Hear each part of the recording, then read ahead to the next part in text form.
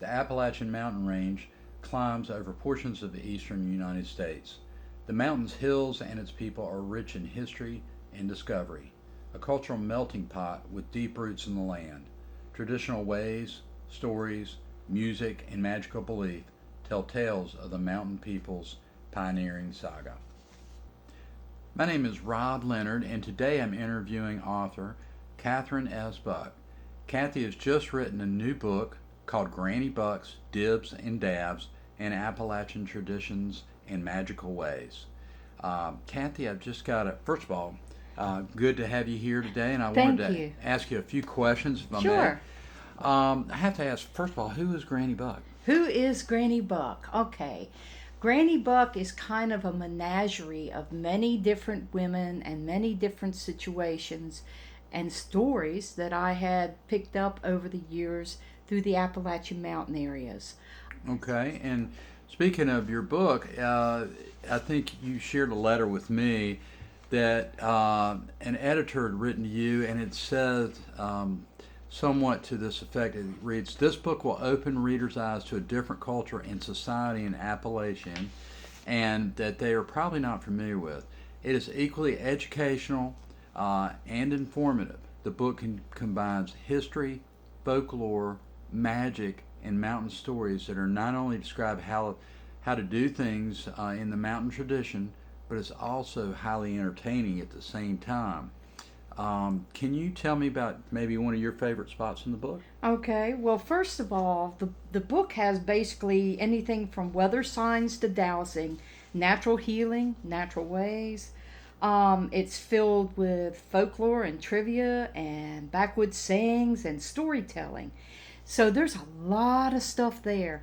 I would have to say that some of the best things that I like out of that book was dealing with the signs of nature, and then it talked about such a great menagerie of all these different beliefs that came together that formed one type of society that was quite interesting. They're very distinct. Well, I tell you, Kathy, what I'd like to share with some of our listeners right now, if I could, is just kind of some of the chapter headings here in your table of contents. They're Okay. fascinating. You have reading the signs of nature. Just in a nutshell, what is that about? Is that talking about predicting weather and that type of Well, thing? actually, nature tells you already what's going on. Okay, you just have to kind of watch for it. And being up in the isolated areas of the mountains, they had to, believe me, in order to keep their crops from growing, to make sure nothing flooded out. So they would watch for the signs of nature, that and animal signs. Kind of like the Farmer's Almanac. Yes, the Farmer's Almanac is very important in dealing with what they did up there. Now, notice something very interesting in your book. You were talking about the ability to predict earthquakes. Okay, In what way?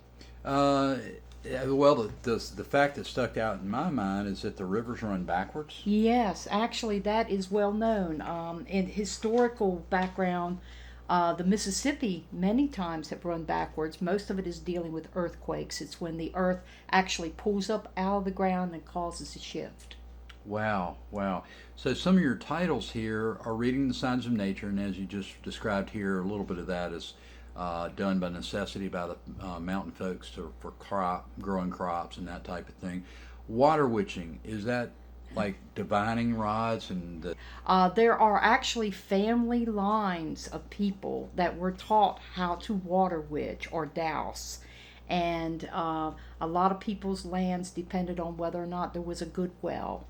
And they knew exactly how to do it. And I have wrote about all the different ways you can actually find water on the land. Well, I'm a North Carolina native, and I just barely remember, but I do know that there were people that had, a stick that was like shaped like a Y, and they'd hold each end of the Y That's true. in each hand, and then the main part would be pointing out, and they kind of go along the ground, and then it was almost like the water was pulling that person toward it to discover where the source of the Yeah, water that was usually made out of willow. Some of them were made out of peach and some out of hazel. They were always very good for being able to locate the water. What they would do is when they walk, they would kind of twist it up so that the area is pulled up like this, and it's a magnetic current of some sort. I don't know exactly how they do it, but it's wonderful. But it did work. Yes. And then you have planting by signs here, and I think that's pretty much self-explanatory. What you just said about looking at the woolly worms and the bugs, and seeing what. Well, actually, the planting by signs is talking about different types and different seasons in which to plant. So they're talking about, say, like if something is in Pisces, there's certain plants that you would use that would relate to water. If you're dealing with any kind of sun signs, because you got your earth, air, water, and fire, and all of them relate to how you plant or how you harvest.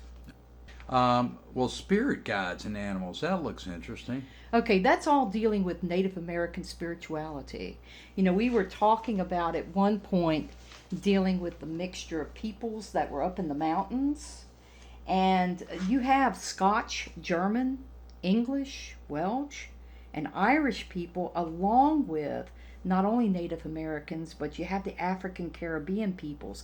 Now, that basically was the runaway slaves. Mm-hmm. So they brought all their influences in at once, and all of this mixed together, and a lot of their folklore and tales you really can't find the origin for because they're so much alike.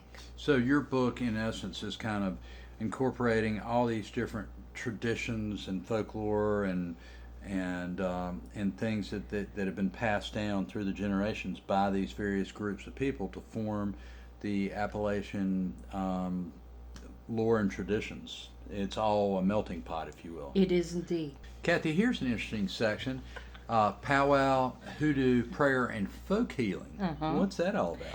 All right. I guess we would have to break that down. The powwow actually came from an area up in Pennsylvania, and it did come from the German people when they moved up to the mountains. The Pennsylvania Dutch. Pennsylvania Dutch. And it was originally from a book that was called Powwows or the Long Lost Friend. And basically what it dealt with was it was the use of a mixture of the Christian Bible along with healing techniques and prayer. Okay? So, and then the hoodoo in itself, that actually came more from the slaves. Okay? When the slaves were up in the mountains, a lot of them had come from West Africa, and they brought their West African beliefs, and they all intermixed with Native Americans. So you have your powwow, which deals with the Bible. You have the hoodoo, which deals with your earth-like entity type things. And then you have the Native American stuff, which is also very earthy. And all that blended together. It became a type of folk healing. And you've got another section here. Again, these things kind of reach out and grab you. Crossroads, graveyards, and boneyards, and bits bag. A bone and bits bag. Bone and bits bag. Yeah, that's tossing the bones is what they call that. The crossroads aspect is a lot of people used to believe that people could go to a crossroads, make a deal with the devil, and have what they want. Sometimes they'd bring deeds if they wanted somebody else's land. They would bring pictures of sweethearts if they wanted somebody back. It just all depends on where you would go. The graveyards in itself supposedly had spiritual presences that would be there if you waited for them long enough. There's a story called The Dark Man, which I think traditionally came out of the African American beliefs, where you had to wait at a certain spot in the graveyard, and you had to wait for 3 or 4 days, and this particular entity would change shapes. Like sometimes you'd see a dark dog, or you'd see something coming behind you, and eventually what happens is this black man approaches you. It's just like a shadow type character. Mm-hmm. And if he agrees to do what you want to do, then you have to serve him. I think it's like for 7 or 8 years. Wow. The bone and bits bag is such.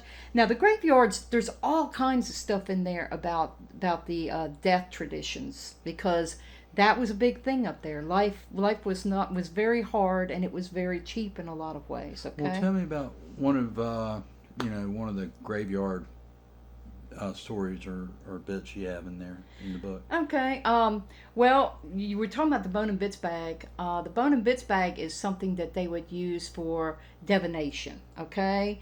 And usually the bone and bits was like any type of old bones that would be laying around that you feel like would have a purpose or a magical reference. a raven's skull. Excuse me, I'm sorry. Got one lying around my bedroom right now. All the time, yeah, I know. Or even chicken bones. And what you do is you would paint little designs on the chicken bones, or you would color them. The bone and bits in itself is both bones and personal possessions. Like this one lady in this one story I have here is talking about making a bone and bits bag. So she's teaching this young woman how to do one. So she had a dice, she had a coin, she had like different examples of things, and each one of them would represent something. Okay? Mm-hmm. Okay, so then when you've got the next chapter here, this one's a grabber too, mountain witches. Okay, so what we're talking about is this. Though there are still pagan groups that are up in the mountains themselves, I'm talking more about the old-fashioned ones that they used to have. The folklore stories, especially the Native American Cherokee. Like they had one woman who was actually called Spearfinger. She was a spirit that actually was shaped like a granny woman. And she would approach children. And the children supposedly would play around her and stuff, and the parents would let her watch the kids, and then whoop, all of a sudden one of her fingers becomes like a knife, and she ate little kids.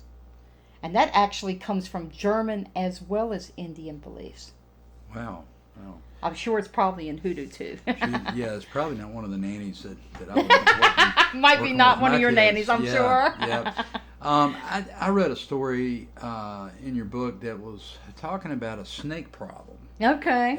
Do you mind sharing that with the listeners and just it's a great story. The main character's name is Ed Reed, and he had a cabin up in the mountains, and he would have chickens.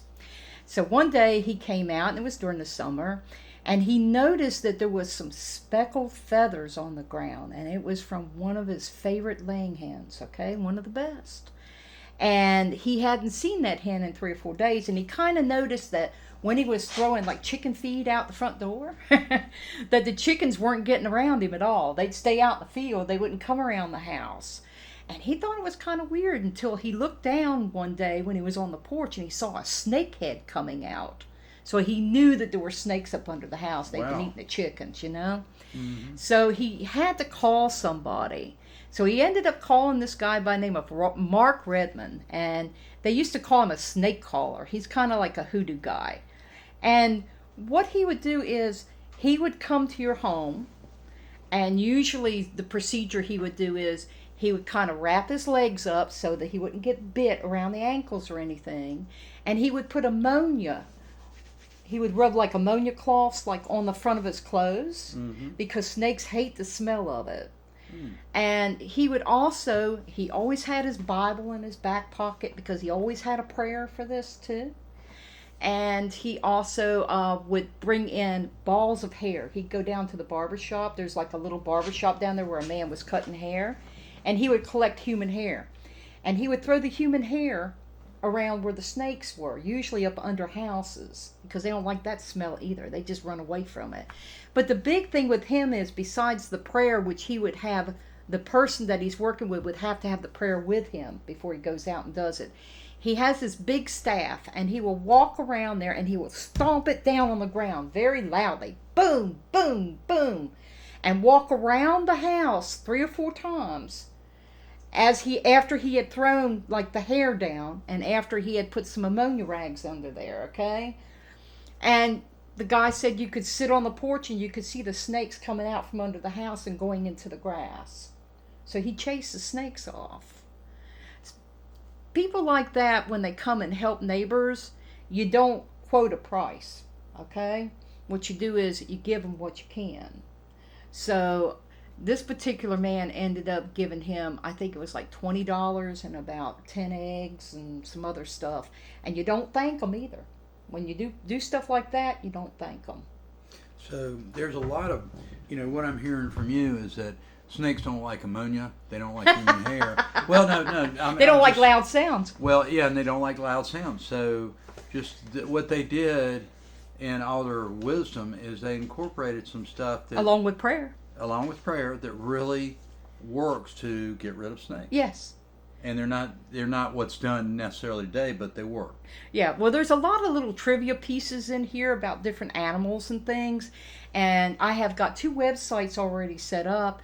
But one of the things that I had put up in one website was a picture of this big old copperhead, and it says that if you go down in holes and it smells like cucumbers, you got a den of copperheads. So you have to be kind of careful with snakes sometimes. Of course, they're very beneficial in a lot of ways. They keep a lot of rodents out and stuff like that. But also, too, you got to be careful. Yeah, you do. And I tell you what, I have a friend who was hiking with his family on the Appalachian Trail, and for some reason he just happened to look down, and he was just getting ready to put his foot on a big copperhead that was laid across the trail. There's rattlesnakes up there too. Yeah, but copperheads, just in the especially in the fall, can be very, very hard to see. They are very hard to see. It's amazing how that camouflage really does hide them well. You've got another one here that caught my eye. It's love You spells. like all the bizarre things. This book also teaches you how to make candles, how to find natural dyes, how to make natural medicines, how to make natural teas. The honeybees in itself, it talks about talking to the bees. A lot of times there's many stories up in the mountains about beekeepers that tell the bees everything. And they believe that if you don't talk to the bees, then the bees will leave you. And then you'll have no honey. Well, gosh, we don't want that happening. But the one I want to hear about is love spells and sexual allure. Well, okay. Part of that is dealing with, there's a lot of what they call mountain witches, mountain grannies. We were talking about the grannies who were actually people that took care of pregnant women and helped, the midwives to help birth people and all. But they also had, a little bit of this and a little bit of that. That's exactly what it means. And part of that is love spells was something that they really, really used a lot. It was very popular. There used to be situations where you would go, and if you peel an apple and you peel it all in one piece, if you throw it behind your shoulder, then you're supposed to be able to turn around and see who it is that's going to come into your life or something. Mm-hmm. And they have all these different little things like that. But there are a lot of things naturally that can draw people sexually. So, I'm not going to really go into a whole lot of that right now, but there are some things. But of course you can get the book. You can get the book and you can look at that. But I tell you, there's one that I've got here that I will tell you about, and it's about using a hot pepper, okay? Okay. What you do is you take a hot pepper and you put the person that you want's initials on it, and you draw a heart around it. Then you take a straight pin, you stick it through the pepper. And then you go and you put it in a little, like a cloth bag, and you bury it. And supposedly that's supposed to bring love to you. Okay? Wow. Or a particular one. There's a lot of different things. One of the things that I wanted to bring up before we say anything is we were talking about who Granny Buck was, okay? Mm-hmm. This book supposedly is supposed to be almost like this woman's journey. She ended up being a granny woman, and she ended up being a granny woman at a very early age because her husband was killed in the mines. He had worked only part-time there, and they had, of course, had married early, and she had had a child, and he wanted to make more money. He wanted to have a better home, a better life for them. And he died in the mines. And so she goes to one of her mother's friends who was already a granny, and her mother at one point had worked for the grannies. It was called a fetch and carry, basically like an assistant, okay? So she goes to this woman, and there is actually a ritual that they would do together. It's a biblical ritual that they would do between each woman to be accepted into a group of women that would work together to bring life into the community. It almost sounds like a coven of witches. Well, they call them granny witches or granny women, okay? And so what it is they learned how to use natural herbs, natural teas, techniques for giving birth. If a woman was pregnant, they knew exactly what kind of things to give them that would be nurturing and caregiving for their body. But going back to Granny Buck, in the beginning, she talks a great deal about what went on in her childhood, how she was taught by her mother and her father. Her father was real big into mushrooms and herbs and all this other stuff, and he would take her out so that he could show her how to do things. And in a lot of these traditions, the father teaches the daughter and the mother teaches the son. Okay? So she tells these stories about what happens to her, what her father taught her. As she got older, she, you know, as a young woman, she ended up becoming a granny. And what was said to her was said to her basically like anybody else that would do healing work. They said, you know, you're awful young to do this, even though you don't have a husband now. You may want one. If you go into this, you won't have a family home anymore. Your community would be your family home. Your way of life would be your community. Your spiritual life would be the community. Okay? So she became a granny. And then when she got older, she became an herbalist. And then, you know, it talks about her going out and learning how to dig roots. And I mean, I'm talking about the whole spiel about how to dig roots and what to look for and why and what season to do it in. Okay? Mm-hmm. Mm-hmm. So I wanted to bring that up because Granny Buck is important in this. Well, she's kind of the narrator throughout. Yes, the whole she is, story. and she's the one that tells the stories. There's a lot of trivia and a lot of information in this book. I mean, it's got everything. If you're ever lost up in the mountains, you'd be able to find water, you'd be able to find food, you'd be able to find clothes. You could even make clothing out of certain things, okay? You know, I told my neighbor, who is also like a seventh degree martial artist, and he's also former special forces guy. And when I mentioned the survivalist stuff, he said, "Sign me up for that book right now." I know he wanted. He's met me out in the hallway, and he said, "You sure you don't want me to buy this book now?" And I said, "No." Oh, also, too, this is going to be on Barnes and Noble. So if you guys can buy the book from Barnes and Noble, that would be wonderful because I would love to have it in their stores. How do they find your book? At this point, it is not going to be available till September 1st. I am still working on it. There's still a lot of expansion going on. I want to make sure, especially the pictures, make sure everything's legitimate. I don't want to have any problems with it whatsoever. This book is just loaded. It's got everything in it. I mean, if you're ever up in the mountains, it's going to tell you something. A lot of people may go, "Oh my gosh, it's got like magic in it." Well, you know, folklore deals with magic. Native American stuff deals with magic. Right. Even our own beliefs, when we pray, it's a magical thing, you know? Right. So, basically, most of the mountain people are Protestant in nature, okay? Mm-hmm. Well, now, before I let you go, I do want to find out, I know the book's not coming out till September, and it is going to be available through Barnes & Noble. Now, how do people actually go about purchasing the book? Do they do that online? Do they go into a store?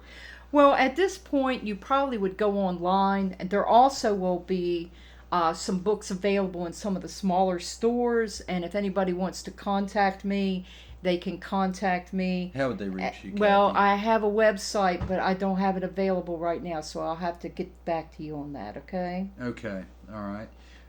Well, as you heard today, our guest has been Catherine S. Buck, and she has written a book called Granny Buck's Dibs and Dabs, Appalachian Traditions and Magical Ways.